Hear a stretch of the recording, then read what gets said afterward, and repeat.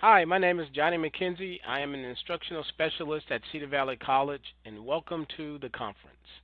Project based learning and STEM resources, creating opportunities for inquiry, investigation, research, and resolution. So, what is STEM? STEM includes science, it includes technology, engineering, and math. It is a very creative and fun way for students to learn in the 21st century. And of course, a lot of jobs today definitely do incorporate a STEM background. So, in the P2 program, we provide students with STEM opportunities. And not only that, but we help them to explore various career options in STEM. So, how do we do it? We incorporate project based learning activities to engage students in the learning process. More specifically, what is project based learning?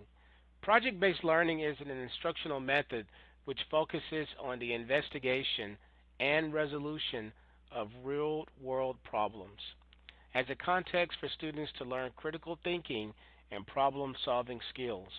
We can all agree that critical thinking and problem solving skills are needed in the 21st century. Look at COVID 19. Students get the opportunity to work individually and also they can work in groups to solve challenging problems that are authentic, that are curriculum based, and that are often interdisciplinary. So, what does a standard classroom lesson look like? And why are we promoting project based learning? Here's a standard classroom lesson. It focuses on one individual student and it does not really allow a lot of opportunity for collaboration. Here's an example. From any Spanish speaking country, you may choose to research one of the following: a famous author, a well known artist, a nationally recognized person, a style of music or dance, a holiday or other festival. So think about it. A student is simply researching a Spanish speaking country and they're looking at one of those particular topics.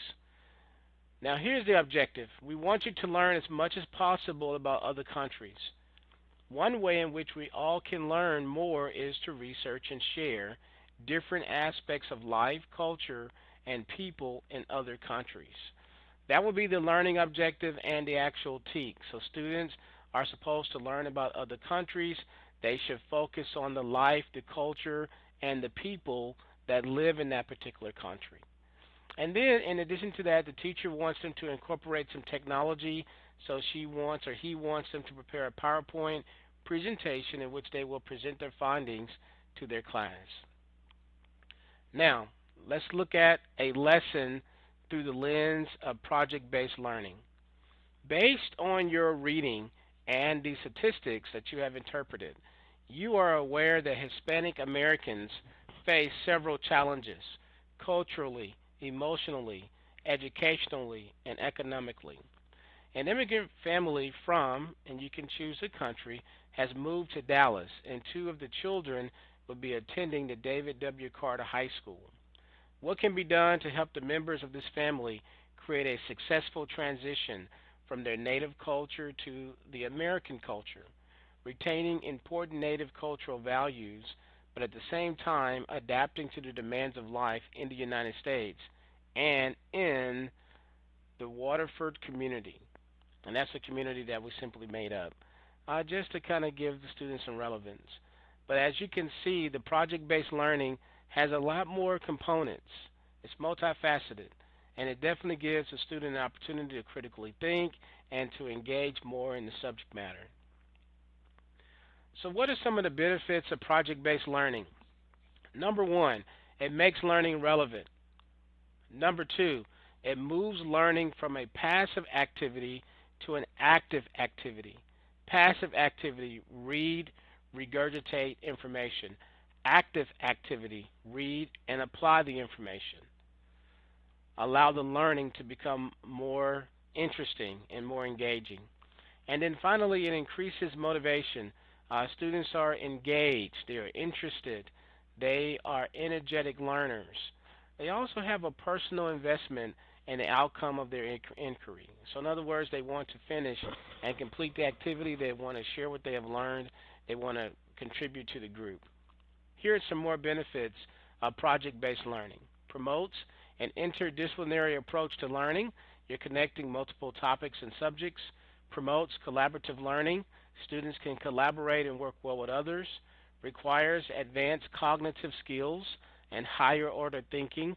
These are 21st century skills that our students are required to learn, and as educators, we must incorporate those in the learning process. Requires research from multiple sources. Here's your technology integration. Your college standards are being integrated so that our students can be prepared for the workforce. Ideal for the heterogeneous classroom. Doesn't matter who you are, you can all work together in the classroom environment. And then it reverses the teacher and the student role.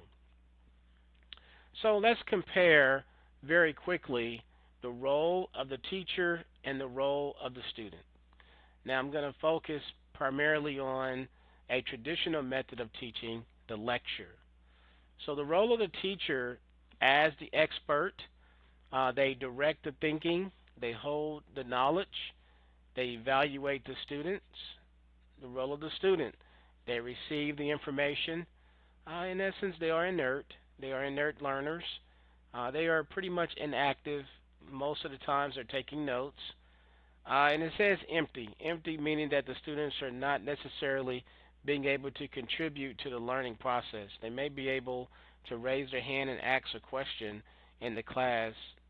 Sometimes they're not able to even do that. So the students are not as engaged in the learning process. Direct instruction. Role of the teacher. They orchestrate the learning. They guide the learning process. They evaluate the students. The student, they are responsive to direct instruction. Direct instruction, teachers use the cold call strategy, so they may call on a particular student to respond to a question in the classroom. They may ask the students to kind of turn and talk and to discuss what the teacher just stated. So it's responsive. It's semi-active. Students are a lot more engaged in the direct instruction as opposed to the lecture, and they're waiting for their opportunity to lead. And then we move on now to the project-based learning. This is what we're advocating is project-based learning. Students are engaged in the learning process. Teacher, they are the coach. They present the problematic situation. They model, they coach, and then they fade out. Fade means that they take more of a background and the students take more of the foreground in the learning process. Engages in processes as a co-investigator. So in other words, they are assisting students and helping students to learn as needed, and they assess the learning. They ensure that the students are in fact mastering the content. So what are the students doing? They are participating. They are actively engaged in the complexities of the situation. They investigate. They resolve problems from the inside out. So they resolve the problem and then they share the solution and the answer if they're able to find one with their peers and with their classmates. So teachers are active coaches. They are diagnosing the needs of the students. They are mentoring the learning process. They are encouraging the 21st century thinking skills, collaboration, and critical thinking. They are questioning the thinking of the students. What do you think about this? What would happen if you were to change that? Are those all the resources that you need to solve this complex problem? They are modeling inquiry. So they're modeling and they're helping students to elevate their thinking.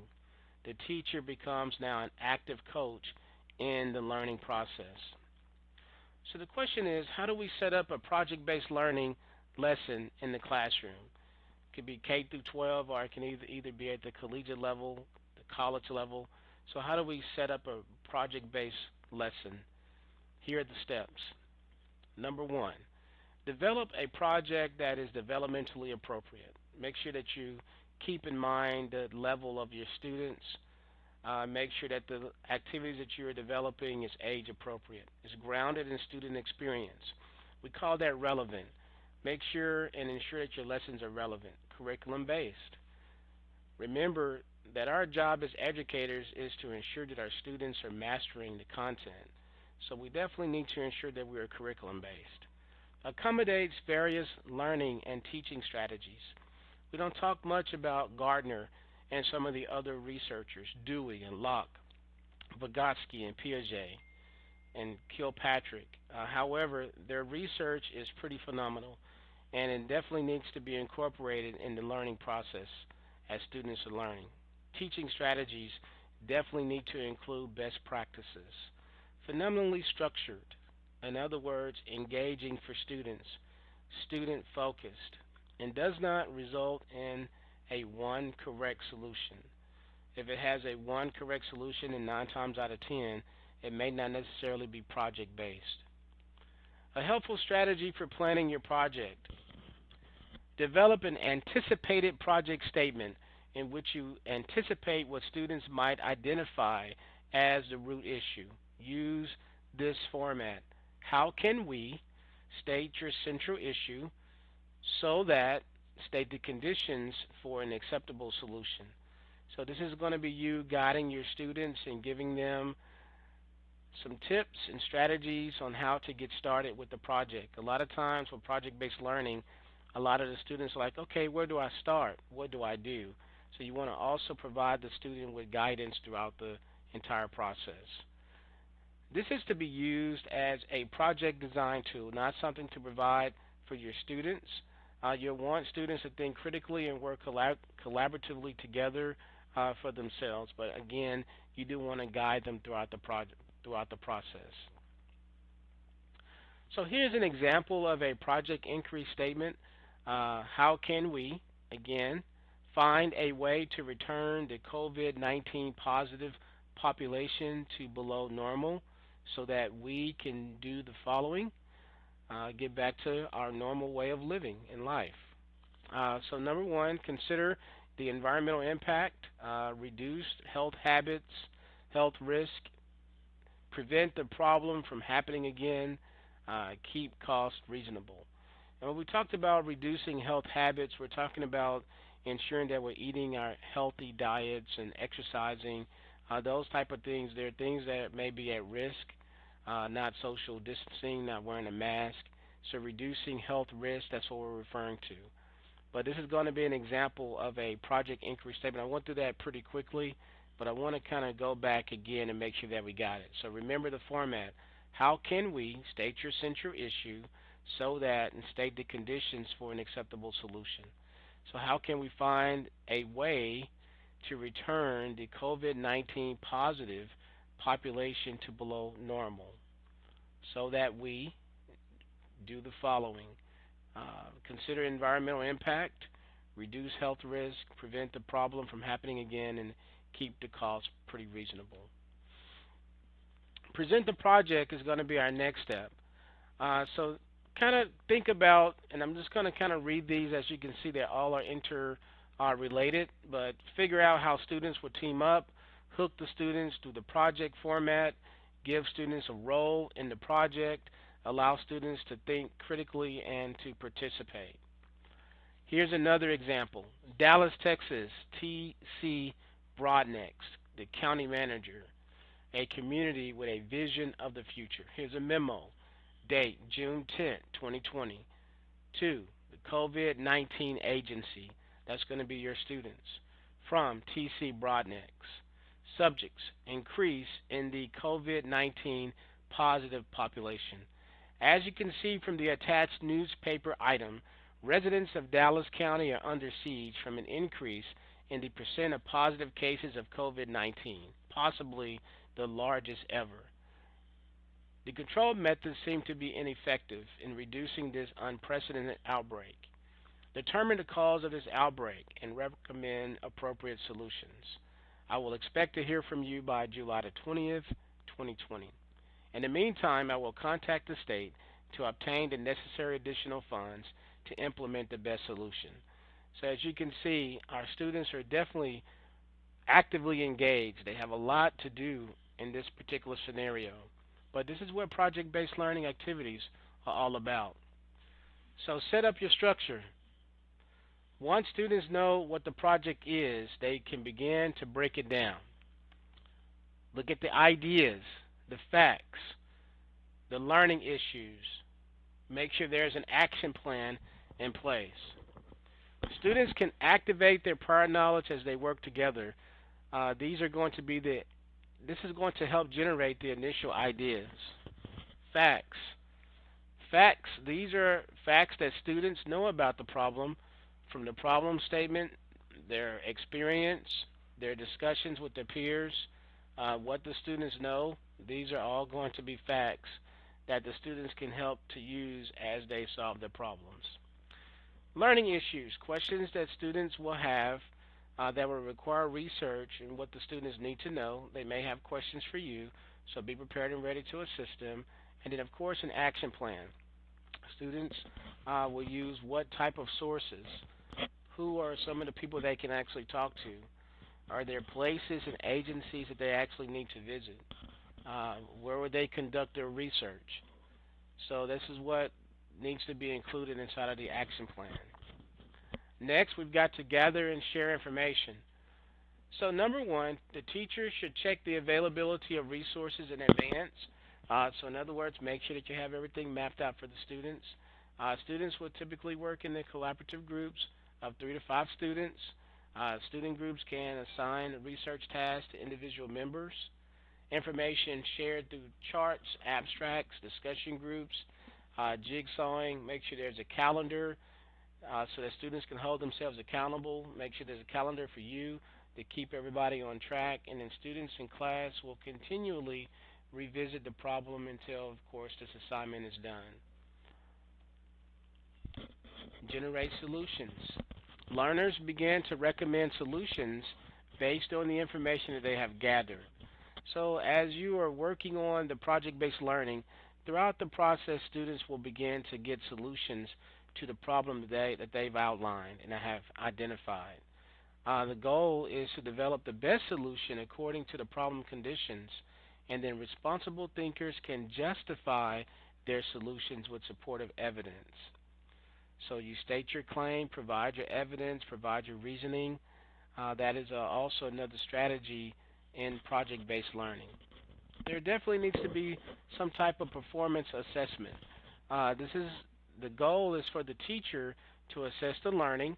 The assessment can be ongoing throughout the process. Teachers can embed instruction to help students explore important information related to the problem. This is if, of course, you've got a test that you want to give to your students, so you want to make sure that the specific information that you need for them to learn is taught and assessed. And then typically a teacher assesses the culminating performance via a rubric.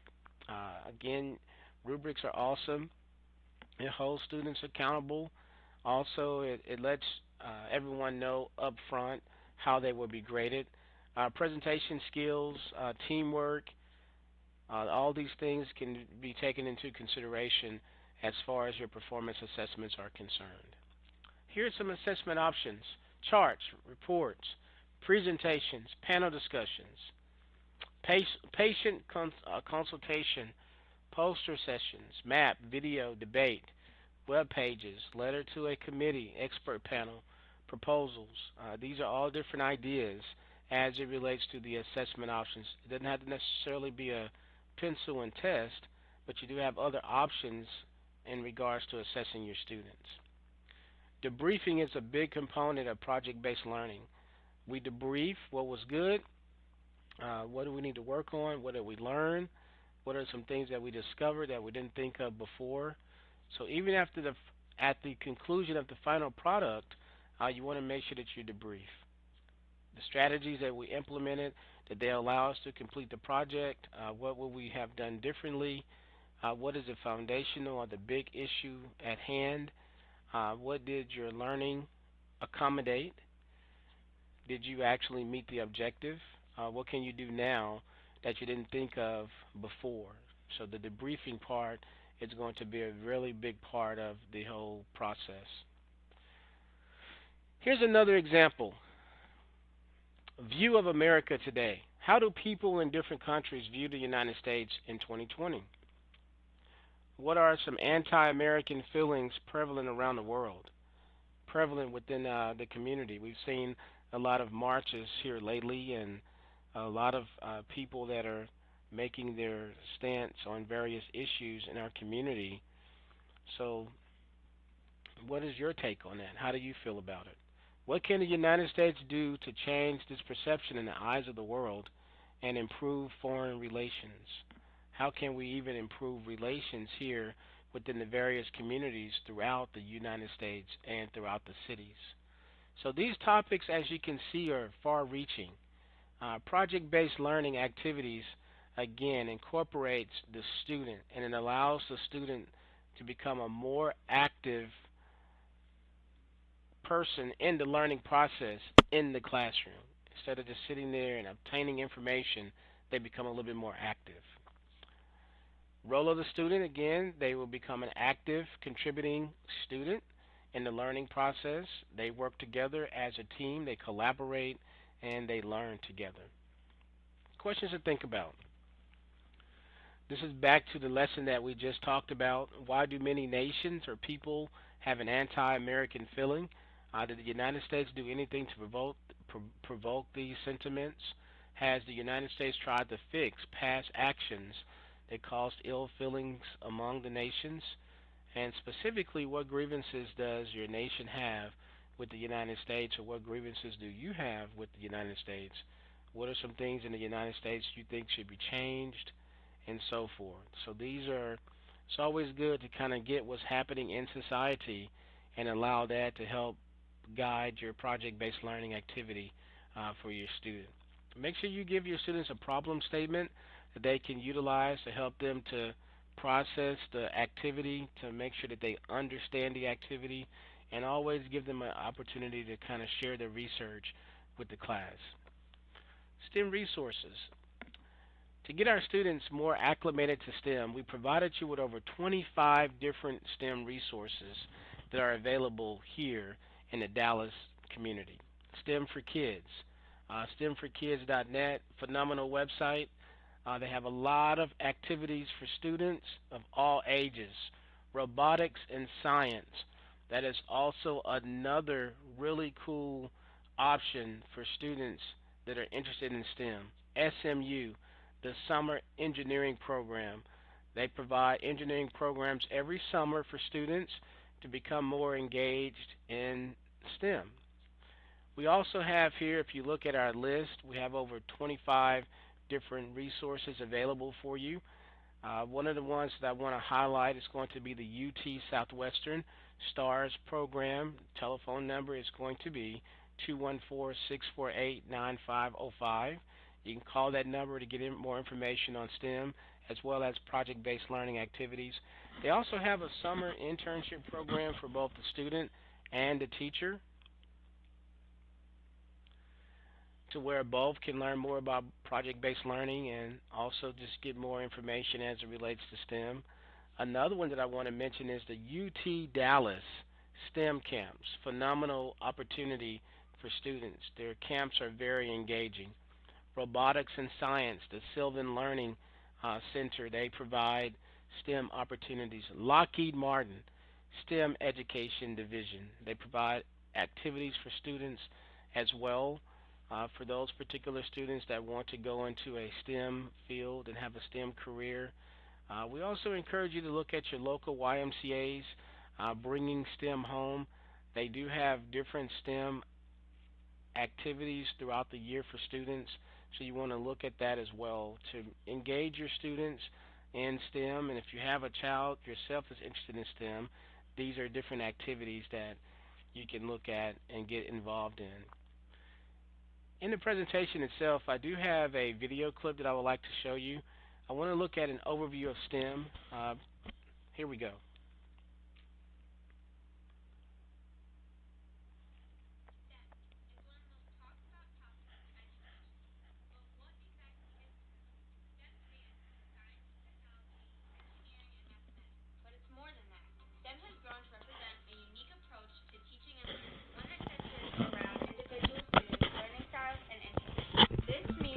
Education has something to offer every student. Unlike unlike traditional education experiences in which subject areas are concentrated on separately, STEM education emphasizes technology and integrates subjects in ways that connect disciplines and relate them to each other. So why is STEM getting so much attention? STEM moves beyond simple test performance and focuses on developing higher-level thinking skills by connecting classroom learning to the real world. STEM emphasizes collaboration, communication, research, problem-solving, critical thinking, and creativity, skills that students need to be successful in today's world regardless of specific interests or career goals. STEM is a direct response to the realization that our future will be built on our capacity for innovation, invention, and creative problem solving. Unfortunately, the United States is falling behind internationally, ranked 17th in science and 25th in mathematics among industrialized nations. It will become more and more difficult to remain competitive in the global economy. However, as a result of STEM implementation over the last decade, the number of fourth grade students performing at or above basic levels in math has grown almost 30%. The evidence is out there, and it points to STEM education being a vital part in the future of the American education system and our ability to effectively train future global innovators and world leaders. So as we can see, STEM is a very big component of the learning in the 21st century. And in addition to that, for us to be competitive on a global scale, it's very important that our students continue to learn and to master the various concepts. Well, this concludes our presentation for today. If you have any questions, please contact Mr. Johnny McKenzie. And we thank you for your time. And remember, we are creating opportunities for inquiry, investigation, research, and resolution. Thank you.